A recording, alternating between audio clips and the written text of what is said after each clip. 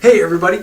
In this second video in our assessment module, we'll talk about three categories of assessment by function and by when they happen in the educational process. The three types we'll talk about assessment by function are diagnostic, summative, and formative assessment. Very simply, diagnostic is going to happen before, summative happens at the end, and formative happens during your classes. Let's look at some details on that. First, diagnostic assessment. These would be your pretests, the kinds of things you do before you start learning to figure out what students know and what they don't.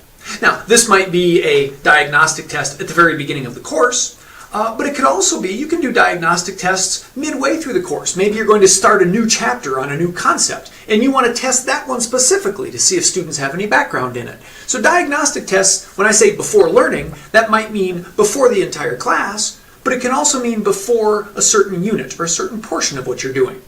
Either way, the focus of diagnostic testing is to figure out gaps and needs. What are students lacking? What are you going to have to fill in for them? Or develop activities where they will fill in through their active learning things they don't already have. But it's just as important with diagnostic assessment to figure out students' prior knowledge, things they're already bringing to the classroom and know well. Because good learning theory says students organize new material based on things they already know. If you know what students already know, their prior knowledge, you can use that prior knowledge as hooks, where you can hang the new things that you're teaching them. Okay? So, diagnostic testing, very useful, not just for the holes, but for the hooks. Not just for the gaps you've got to fill, but the hooks that you can take advantage of to help students organize and recall the new learning that they're going to do in your classroom. Now, we've got diagnostic before the learning, so logically, we've got summative assessment that comes after the learning. Really, summative assessment is meant to measure the sum total of their learning, how they do for the entire unit or for the entire course. So when you think summative assessment, think final exams, chapter exams, unit exams, final exams.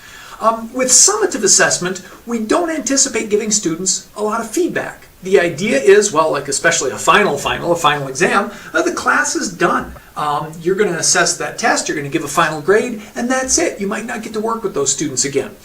That always kind of makes me sad, because I'm like, no, every test is a chance to learn something. I always want to help students go, oh, well, you got this one wrong, here's why, let's talk about how to do better next time. That's always in my head as a teacher.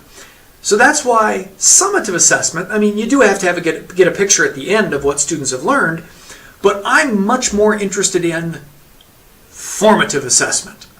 This is the assessment where you're really doing your bread and butter teaching. Formative assessment is what happens during learning, during the class. Formative assessment is really your chance not just to gather data, but to turn that data into action. Again, assessment is collecting data to show what students are learning, but formative assessment lets you take that data and then come back to the students and say, okay, here's what you can do to learn better, to improve your skills and your performance, and that you can use to say, whoa, I gave this test and the students didn't do that well. Gee, I guess I better try some different ways to teach it or try to re-explain it somehow. You can turn data from formative tests into student action and into teacher action.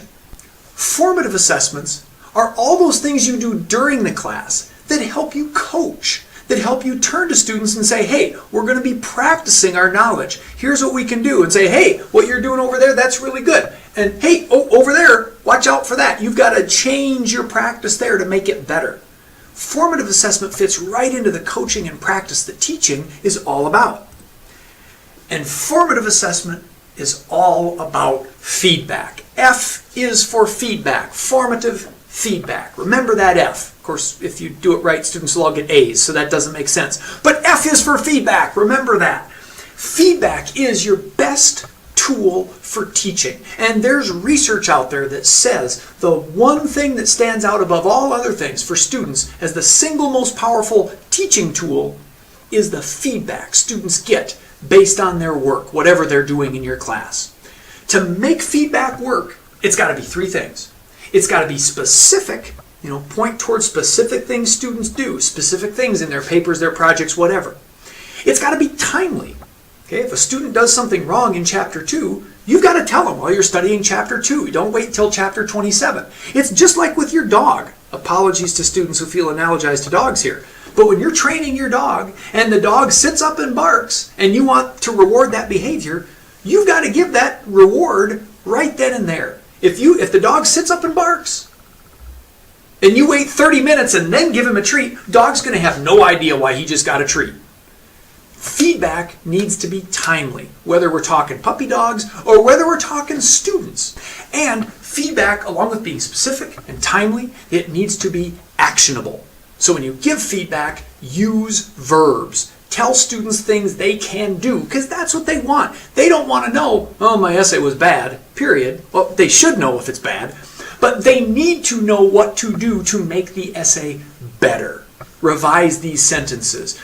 Consult these sources. Whatever the specific actions are you want them to take, that's what they need for that feedback to be effective. Do those things. Give specific, timely, and actionable feedback, and students will benefit from your formative assessments. Again, 3 types of assessment here: diagnostic, formative, and summative. Diagnostic happens at the beginning. Summative happens at the end. In the middle, during the bulk of the course, that's where you've got your formative assessment. And for me, that's where the excitement lies, because you can use formative assessment day by day throughout the course to help students get better at the knowledge and skills that you're teaching them.